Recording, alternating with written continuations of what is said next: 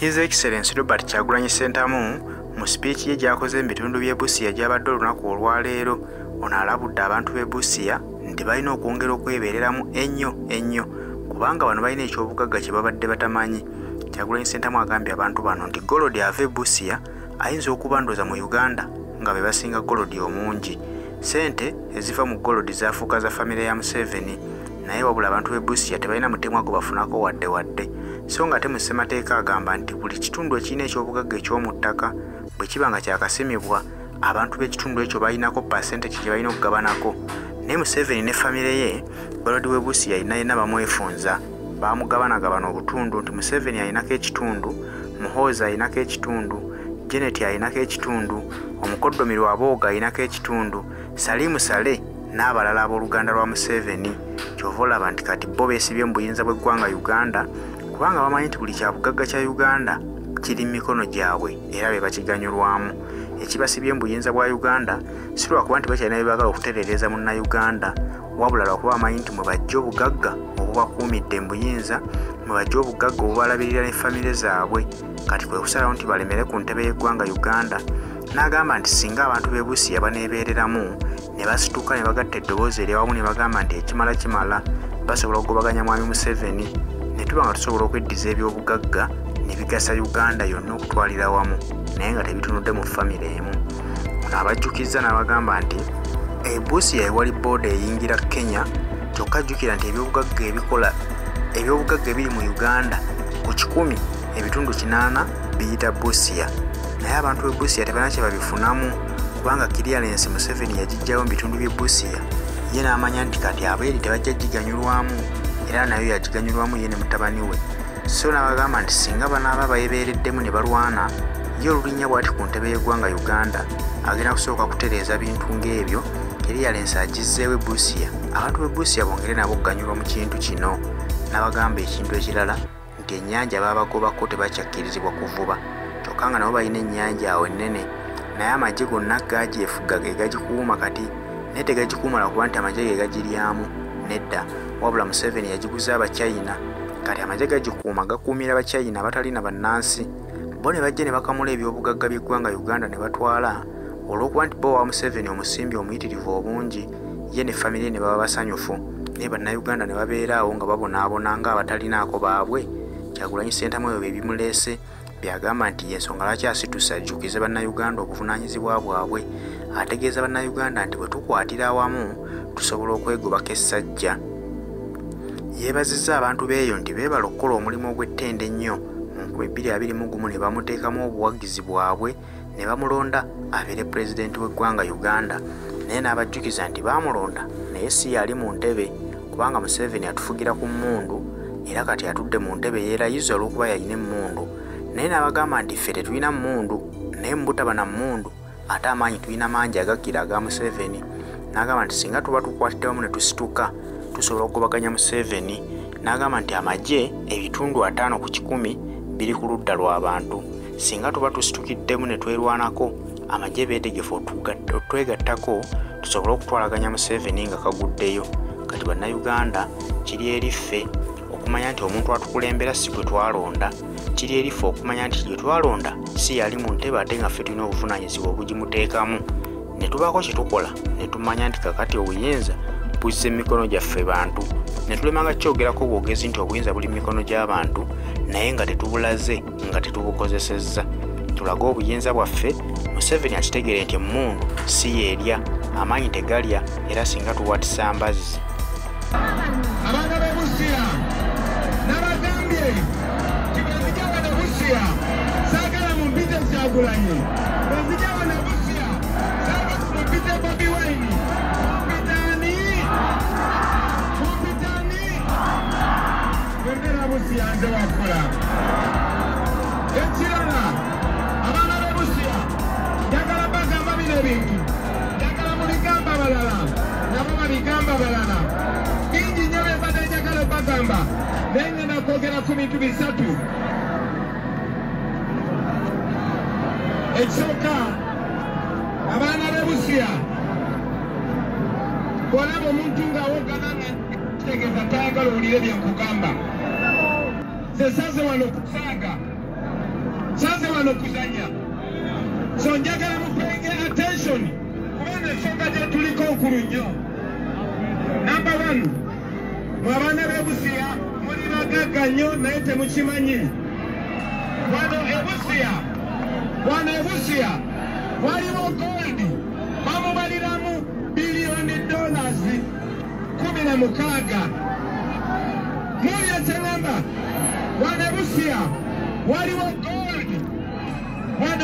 gold bamubalabala nga asobola okuleeta $16 eza dola. Ekyo kitegeeza ki?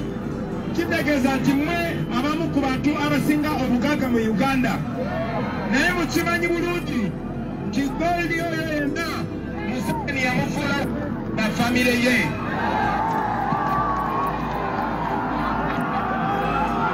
Kakati bulira ng'ogyeko amalwaliro mabi, ng'ogyeko amasomero mabi, ng'ogyeko ebirala byonna byonna. Njagala mmwe abantu b'e-Busia bwe muba mulwane nga mumanyi mulwanirira mali yammwe, ente zammwe, goldi wammwe. Ekirala mwe abaana b'e-Busia njagala mumanye keno booda y'e-Busia ebitundu 8 ku buli ku 80% ebyamaguzi ebinjira mu Uganda bitaano Busia. Ekyo kitegeeza kisinga gavumenti ebadde bafaako mwandibadde muli bulungi naye ne clearance bakikyusa ne bagijja wano kuba Museveni ayagala musigale nga muli yala. Ekyo tugenda kikyusa nga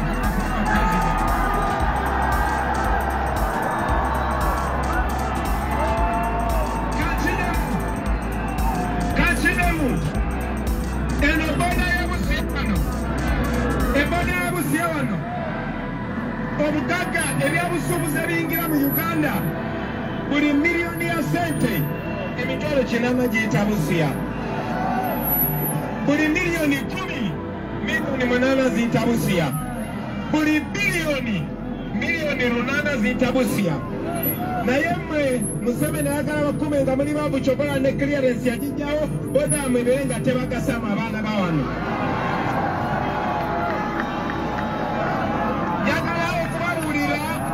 Njagala okubabuulira nti bwe tugoba Museveni ekyo kigenda kukyuka muddemu mugaggawale nga bwe mulina okugaggawala.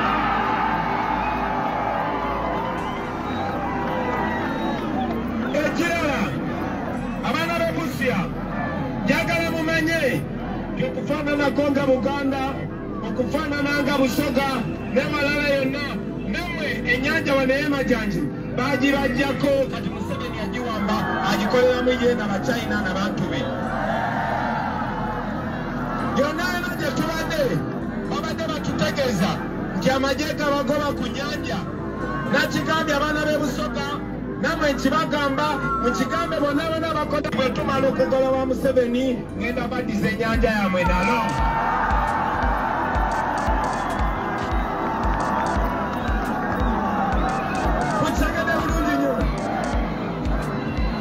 Mutegede bulungi nnyo.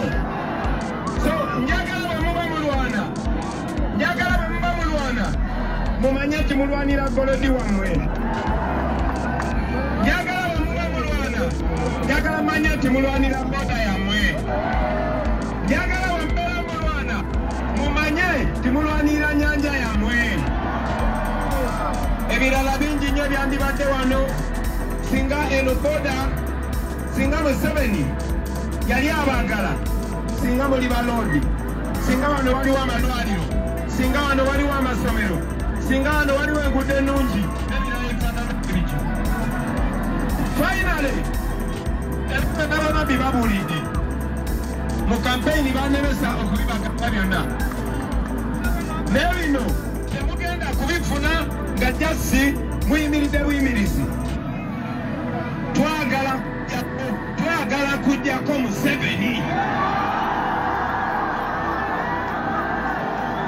Njagala babuulire mu baana b'e-Busia.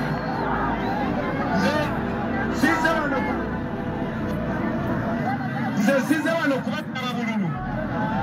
tetuli mu kampeyini ya kulonda. Nkidamu, tetuli mu kampeyini ya kusaba bululu wano. Nkidamu, tetuli mu kampeyini ya kusaba bululu wano. Tuli mu kampeyini ya kugoba Museveni ne famire ye ne babira nkona.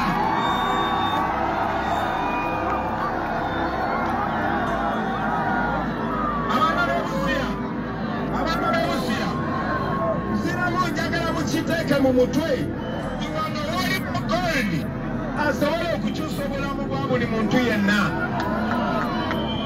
Njagala mukyogere nnyo ne Museveni awule, njagala mugambe ono gondi si wa Museveni. Ono gondi si wa Museveni. Ono gondi si wa Museveni.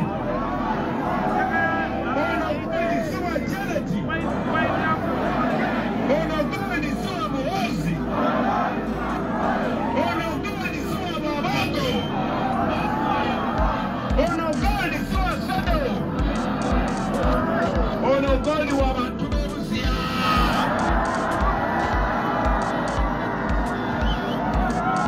Njagala mukiddemu n'amaanyi. Eno ennyanja si ya Museveni. Eno ennyanja si ya Bachina. Eno ennyanja si ya Bayindi. Eno ennyanja ya bantu ba Busia.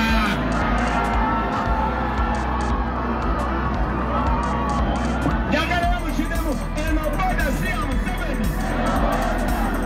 Eno boda si ya Museveni. Eno boda ya bantu ba Busia. Kati gwe omuntu w'Obusia bw'oba olwana omanyi ky'olwanirira. Bino si bya kusaaga. Finally, njagala mumanye nti Museveni abadde akozesa fear ng'ajja ng'alaba mukuŋŋaanya engatta y'abantu babiri oba basatu nga mwenna mujja musaasaana. Njagala kubazaamu amaanyi olunaku lwaleero. Mu 2020 Museveni yatta abantu, waliwo n'omwana gw'ensaze wano baamukuba amasasi nga 18 Novemba. Naye njagala obazaamu amaanyi nti Museveni ne mutabani we n'abo bakyali be bonna twabatutte mu International Criminal Court.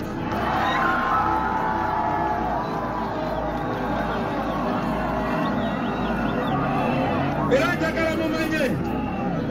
njagala mumanye nti ekiseera kigenda kutuuka bakole warrant of arrest nga Museveni wenawo omusanga.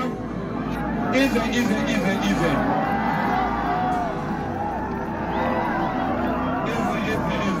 People power.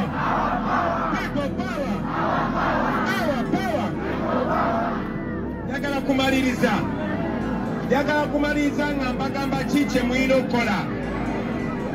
Tuli wano olwedde mbabuulidde, tetuze wano kunoonya bululu kuba mwatulonda dda. Era nzize wano kati saa zino ndi mukwogera nammwe nga pulezidenti wa Uganda gwe mwalonda.